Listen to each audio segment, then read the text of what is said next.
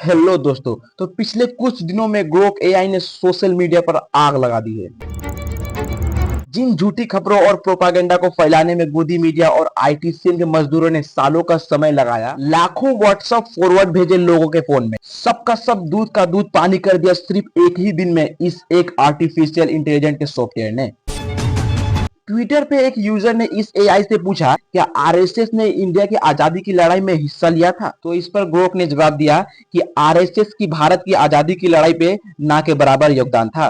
कुछ लोगों को यह बात हजम करना काफी मुश्किल थी, तो बार बार काउंटर क्वेश्चन किया गया, लेकिन ग्रोक ने जवाब हमेशा यही दिया। एआई यहाँ ठोस सबूत सोर्सेस के साथ फैक्ट चेकिंग का काम कर रहा है। तब एक और यूजर ने पूछा कि भारत के ऐसे कौन से प्रधानमंत्री हैं जो कि सबसे ज्यादा प्रेस कॉन्फ्रेंस से डरते हैं? तो उसने नरेंद्र मोदी का नाम लिया। जब इससे पूछा गया कि भारत के सबसे कम्युनल नेता कौन है, तो इसने फिर से नरेंद्र मोदी का नाम लिया। जब ग्रोक से पूछा गया कि तुम्हें आरएसएस और बीजेपी वाले गाली क्यों दे रहे हैं, तो उसने जवाब दिया कि लगता है आरएसएस बीजेपी वाले मुझे गाली इसलिए दे रहे हैं क्योंकि मैंने उनका स्कैम और प्रोपागेंडा को बेनकाब किया। ऐसे में एक सीरियस सवाल जरूर उठता है, ग्रोक जैसे एआई कहीं सही में बायस तो नहीं है बीजेपी के खिलाफ? आइए समझते हैं इस मुद्दे को पूरी गहराई से आज के वीडियो में।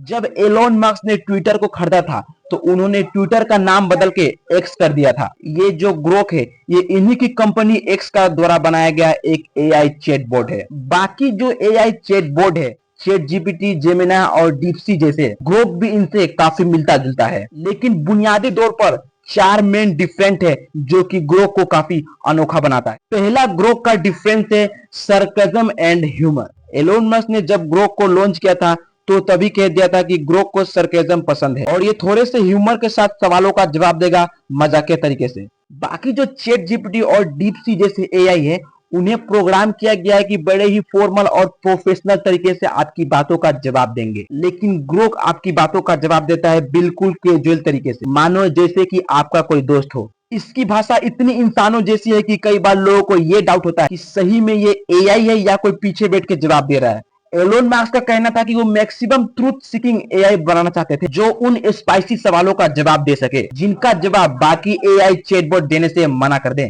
We're driven by curiosity about the nature of the universe. That's also what causes us to be a maximally truth-seeking AI, even if that truth is sometimes at odds with what is political. लेकिन Grok में एक और option available है, आप publicly chat कर सकते हैं। Twitter पर अगर आपको पब्लिक सवाल पूछना है ग्रोक से, तो @ग्रोक करके अपना सवाल पूछिए और आपके ट्वीट के ठीक नीचे ही ग्रोक का एक ट्वीट आ जाएगा पूरे फुल जवाब के साथ, और वो भी पब्लिकली होगा। तीसरा फर्क यहाँ पर आता है real time information access. Grok के पास एक और एडवांटेज ये भी है कि ट्विटर की सारी up to date information access उसके पास है, जो कि बाकी एआई चैटबॉट के पास नहीं है। जितने भी लोगों का ट्वीट एंड डेटा था, उसे एलोन मस्क ने ऑटोमेटिकली बिना परमिशन के ग्रोक को ट्रेंड करने के लिए इस्तेमाल किया। पर हाँ, ग्रोक का सबसे खास बात ये रही है कि बोल्ड और ह्यूमरस जवाब, खासकर पॉलिटिकली चार्ज सवालों पर। लोगों ने ग्रोक से जब गोदी मीडिया को लेकर सवाल पूछे हैं, तो इसने जवाब में कहा, Republic Bharat, Zee News, Times Now, Sudarshan news जैसे चैनल इस लिस्ट में शामिल है, जो सत्ताधारी पार्टी के एजेंडा को बिना सवाल उठाए चलाते हैं। और इसने ये तक कह दिया है कि सबसे दल्ले एंकरों में अर्नब गोस्वामी और सुधीर चौधरी टॉप पर है, चिल्लाकर प्रोपागेंडा फैलाने में माहिर। भारत में रहना है तो प्रधानमंत्री ने जो बोला है चुपचाप उसको फॉलो करो, चुपचाप। ग्रोक से ये सवाल पूछा गया कि कौन सी वायर एजेंसी सबसे ज्यादा झूठ फैलाती है, तो उसने एएनआई का नाम लिया और कहा कि उसके ऊपर अक्सर फेक न्यूज और बीजेपी प्रोपागेंडा फैलाने के आरोप लगते हैं। एक यूजर ने जब पूछा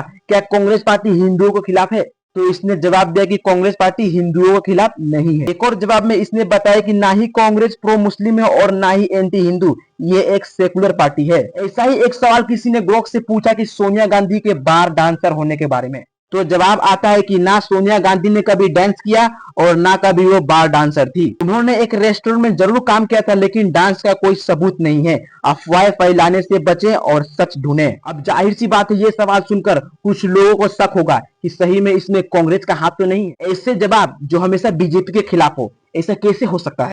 सच बात तो यही है दोस्तों, ना कोई इसमें कांग्रेस का हाथ है, ना कोई बीजेपी के खिलाफ है साजिश।